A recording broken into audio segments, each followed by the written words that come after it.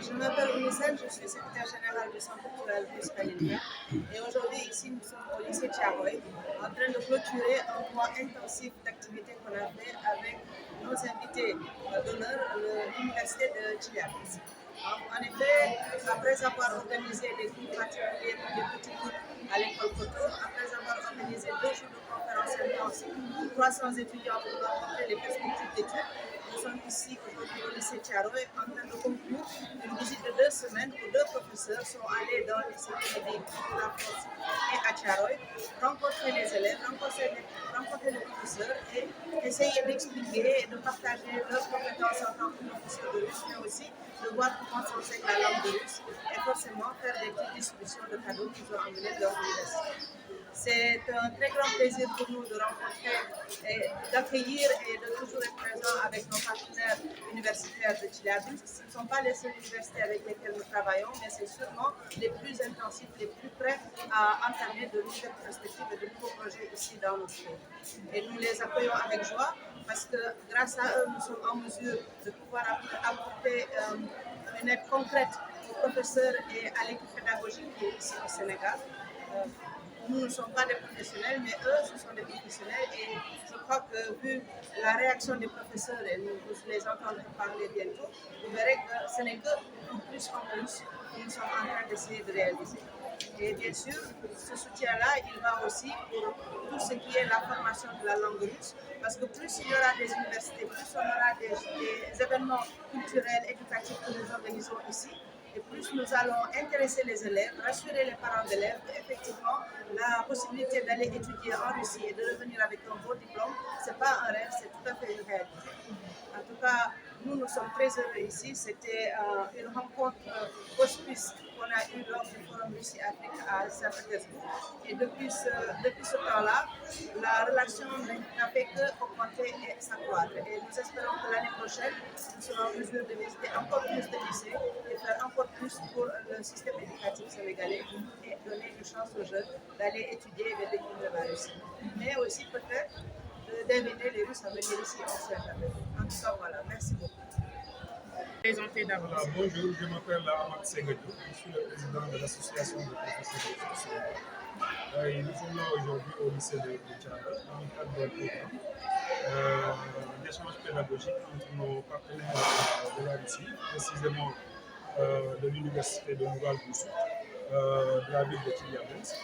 C'est un programme qui a débuté donc il y a quelques années et qui a intéressé un petit peu quelques lycées de Dakar, 2 de l'académie de Dakar Plateau et les 2 autres de l'académie de Petit Guédouin. Alors, je voudrais d'abord commencer par remercier nos invités, c'est-à-dire les professeurs qui nous viennent de cette université pédagogique, mais aussi remercier le ministère de l'Éducation nationale du Sénégal qui a autorisé ce programme, véritablement qu'il se déroule au niveau de nos établissements. Remercier aussi notre partenaire privilégié, le Centre culturel Kaliningrad, avec son secrétaire général Oumissène, mais remercier aussi les autorités académiques et aussi les proviseurs et les censeurs que nous avons trouvés sur place, surtout ici au lycée de Tcharoy, où véritablement nous avons été bien accueillis.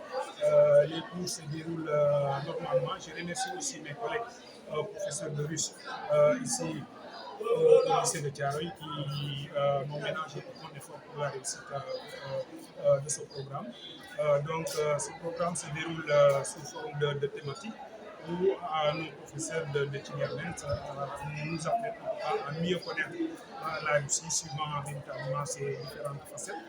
Et je crois que c'est le lieu vraiment de profiter de l'occasion, en tout cas pour que les échanges pédagogiques puissent se pérenniser entre le Sénégal et la Russie. Je pense que c'est une très bonne initiative. Et j'espère que donc ça ne va pas s'arrêter là et nous espérons qu'à l'avenir il y aura beaucoup plus de possibilités.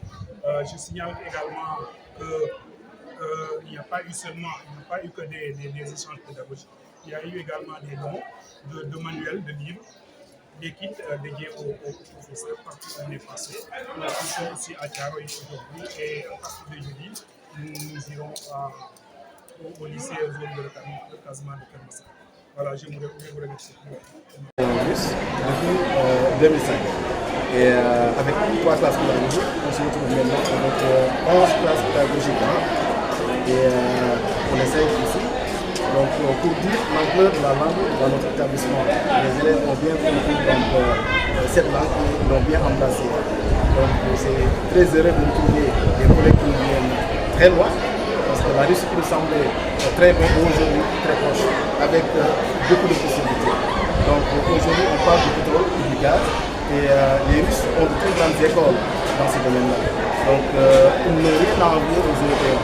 Donc c'est une chance pour nos élèves de savoir qu'il y a de réelles possibilités d'aller étudier, d'aller faire des études supérieures en Russie.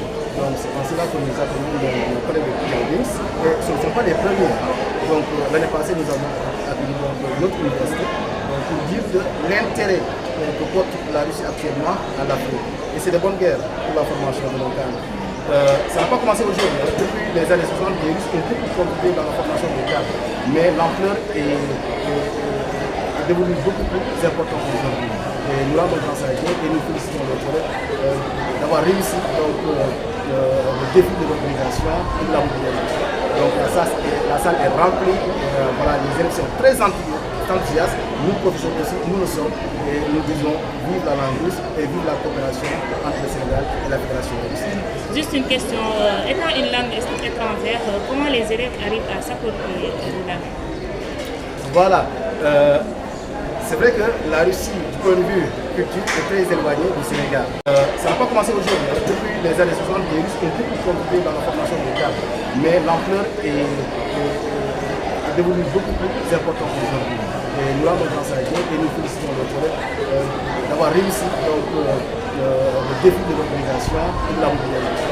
Donc la salle est remplie, voilà, les élèves sont très enthousiastes, nous professeurs aussi, nous le sommes, et nous disons vive la langue russe et vive la coopération entre le Sénégal et la Fédération russe. Juste une question, étant une langue étrangère, comment les élèves arrivent à s'approprier la langue? Voilà. C'est vrai que la Russie, du point de vue culture, est très éloignée du Sénégal. Mais il y a aussi, il ne s'agit pas d'avoir de bons manuels, mais il faut avoir donc un personnel dévoué. Donc nous avons ici un personnel vraiment dévoué, vraiment doué dans l'enseignement de la langue russe. Donc c'est pour cela, et nous, les collègues aussi savent intéresser les élèves. Si on s'intéresse davantage, on saura qu'il y a beaucoup d'affinités culturelles entre la Russie et le Sénégal. Par exemple, on dit Chine souvent. Le Chine, c'est le chai en russe. Donc voilà. Donc ce sont, comment dirais-je encore, un intrant de qualité, en l'occurrence les professeurs, qui intéressent les élèves de la culture, qui sont très passionnés. Donc c'est grâce à tout cela, grâce aussi à l'apport de nos collègues qui viennent de la Russie, qui sont venus en apport en manuel et tout, qui font que voilà, l'apprentissage devient de plus en plus facile. Donc, la langue. Et après ces cours, en quoi ça pourrait être bénéfique pour ces élèves? Voilà, ça pourrait être bénéfique pour les élèves parce qu'il y a des possibilités d'études. On est focalisé sur l'Occident, sur la France, où l'obtention des visas devient de plus en plus difficile.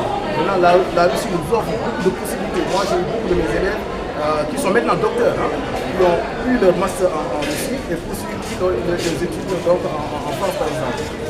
On a beaucoup d'exemples. Plus tard qu'il y a un mois, donc un de mes anciens élèves m'a appelé pour dire qu'il est maintenant docteur en sciences politiques. Donc voilà, donc il y a de vraies possibilités d'études parce que pour développer une nation, pour développer un pays, il faut avoir des ressources, donc comment dirais-je, voilà, une bonne formation de la jeunesse. Sans formation, on ne saurait développer le pays. Et sur ce plan-là, la Russie a beaucoup à offrir à nos jeunes. Преподаватель Южноуральского государственного гуманитарно-педагогического университета. Donc, je m'appelle Ludmila et je suis professeure dans l'université pédagogique d'Oral Sud. Mais c'est pas grave. Humanitaire, oui, de Chile. Мы реализуем в Республике Сенегал проект «Русское слово миру». Et nous réalisons actuellement au Sénégal un projet qui s'appelle le mot russe pour la paix. Этот проект осуществляется при поддержке Министерства образования Российской Федерации и Фонда поддержки гуманитарных наук «Моя история». C'est un projet qui est soutenu par le ministère de l'Éducation nationale de la Fédération de Russie, mais aussi par le fonds russe qui s'appelle la Russie, mon histoire. Этот проект направлен на популяризацию русского языка в Республике Сенегал, на поддержку тех студентов, которые изучают русский язык, которые интересуются русской культурой и хотели бы получать образование в России. Alors, ce projet a comme thème le soutien de tous la divulgation de la langue russe et de la culture russe dans les pays étrangers et surtout le soutien aux élèves et aux apprenants de la langue russe. И мы очень благодарны Министерству национального образования Республики Сенегал, которое нас поддержало в этом начинании. Мы надеемся на дальнейшее сотрудничество. Nous remercions particulièrement le ministère de l'Éducation nationale pour avoir permis à ce projet de se réaliser ici au Sénégal. Et nous espérons que nous allons pouvoir continuer dans l'avenir à développer ce genre de projet. En fait, à notre avis,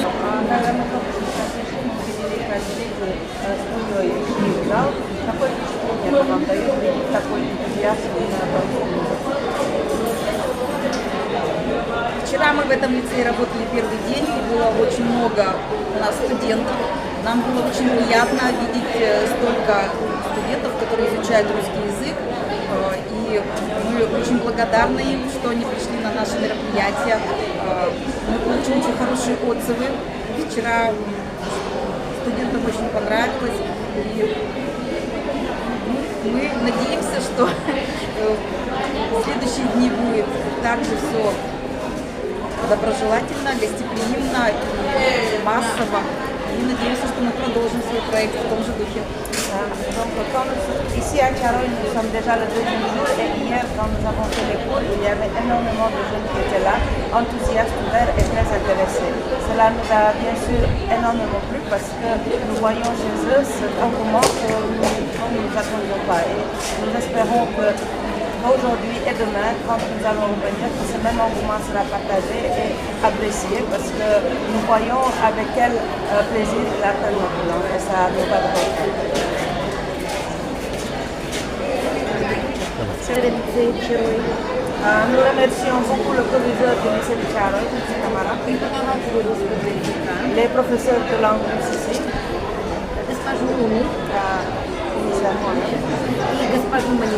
et Manitunian, l'inspectrice Manitunian, il y a l'inspectrice de la langue russe. За предоставленную возможность познакомиться с лицеистами Дакара и Чароя. Pour avoir donné l'opportunité de rencontrer les lycéens et surtout les lycéens de Charoy. Это не только большая радость, но и большая ответственность. Ce n'est pas seulement une grande joie, mais c'est une grande responsabilité. Спасибо большое. Merci beaucoup. Bonjour, moi le nom c'est Ibrahim Bey, élève en terminale. Je fais la langue russe. et bien, pouvez-vous nous rappeler les raisons de votre présence ici? En fait, nous, notre professeur nous a demandé de venir ici et que nous admirons la langue russe. Alors c'est normal qu'on vienne ici pour aspirer des connaissances logiques et pour notre expérience et avoir la langue russe parce que c'est une langue qu'on aime tous. Voilà, c'est ça. Et depuis lors, vous étiez avec ces professeurs. Pouvez-vous revenir un peu sur le déroulement et comment ça se passe exactement? Nous admirons beaucoup notre professeur car ils ont le potentiel, ils sont capables de nous donner les leçons et qui pourront nous aider dans l'avenir. Et qu'ils font le travail correctement car les leçons sont bien apprises et bien exécutées pendant les devoirs. Alors, vous êtes actuellement en partenariat avec la Russie. Qu'est-ce que vous pouvez apprendre de ce pays? Si, la Russie, on n'est pas encore allé là-bas. D'après tous les récits que nous pouvons faire, c'est un bel pays et tout. Donc, peut-être dans l'avenir, nous irons là-bas pour avoir beaucoup d'expérience et faire visiter la pays. Yeah. Merci. Voilà. Allez. Je m'appelle Thomas Camara et je suis le proviseur du lycée de Thiaroye. Je suis à ma 5e année dans cet établissement d'IA de Pikine Guédiawaye, qui se situe dans la banlieue dakaroise, dans le département de Pikine. Monsieur le proviseur, quel intérêt portez-vous pour cette collaboration avec la Russie? C'est une collaboration que je dois dire le centre culturel russe Kalinka nous a apporté dès ma première année. J'ai eu la chance d'accueillir Mme Sen et son équipe. Et à partir de ce moment-là, cette collaboration a continué et elle a abouti aujourd'hui à ce que nous recevions des universitaires pour une séance de présentation, une séance de renforcement pédagogique pour nos élèves en langue russe qui vient à son heure. Dans la mesure où, pour la plupart de nos élèves, après leur passage au lycée de Thiaroye, la question qui revient, c'est qu'est-ce que je vais faire de mes études. Alors, quand vous avez la chance de faire la langue russe ici au lycée de Thiaroye, au-delà de la maîtrise de la langue, de l'aspect pédagogique qui est réel, parce que nous avons un corps professoral de qualité, il y a et la culture et la psychosociologie de la Russie que ces visiteurs, ces professeurs qui viennent nous visiter nous apportent. Moi personnellement, j'ai été impacté par une manifestation, une exposition sur Yuri Gagarin que le centre culturel russe Kalinka a fait ici au lycée de Thiaroye, qui m'a permis, moi, personnellement, de découvrir la dimension scientifique de la Russie. Donc si c'est moi, le proviseur, qui peut tirer à travers une exposition, une ouverture, des enseignements et des connaissances sur la Russie, imaginez ce que ça peut être pour un élève qui découvre non seulement la langue, qui découvre la culture, mais qui a la possibilité également d'entrer en contact avec des professeurs d'université pour prendre en charge un peu cette préoccupation par rapport à son langue. Que pouvons-nous retenir comme changement par rapport aux élèves qui en ont bénéficié aujourd'hui? Excusez-moi. Que pouvons-nous retenir comme changement par rapport aux élèves qui en ont bénéficié de ces cours ou des professeurs aussi qui ont été en collaboration avec le centre culturel russe Kalinka? Une image vaut 1000 mots, on a l'habitude de dire. Je pense que cette collaboration qui fait que, par exemple, un professeur a la possibilité d'aller en Russie, il revient beaucoup plus outillé. Il revient avec des éléments beaucoup plus concrets qu'il peut mettre à la disposition de sa pédagogie, mais surtout à la disposition de ses élèves. Donc, ça rentre dans le cadre d'une formation continue. Qui cesse d'apprendre doit cesser d'enseigner. Et apprendre en live, excusez-moi, je pense qu'il n'y a rien de tel. Un professeur qui a déjà l'expérience pédagogique sénégalaise, qui va éprouver cette expérience en rencontrant d'autres professeurs, d'autres horizons, pour pouvoir vraiment se renforcer. Et le tout revient à quoi? À avoir beaucoup plus d'opportunités, à être beaucoup plus efficace devant ces élèves. C'est une collaboration que vous souhaitez à long terme. Alors aujourd'hui, si vous avez un plaidoyer à faire, ça serait quoi exactement? Le plaidoyer, c'est peut-être que les politiques qu'ils accordent davantage d'intérêt à ces genres de collaboration. Parce qu'en discutant avec les professeurs qui nous rendent visite cette année, ils m'ont expliqué qu'ils étaient là l'année dernière et que peut-être par des lenteurs administratives, ils n'ont pas pu dérouler un peu les ambitions qu'ils avaient par rapport à ce programme. Donc c'est heureux que cette fois-ci, que cela puisse se réaliser. Moi je pense qu'on doit pouvoir aller au-delà de tout ça. Non seulement pérenniser cette expérience-là, mais toutes les ouvertures possibles les possibilités qui s'offrent en rapport avec cette démarche-là, qui puissent être explorées, qui puissent être mises à profit pour les élèves. Merci bien.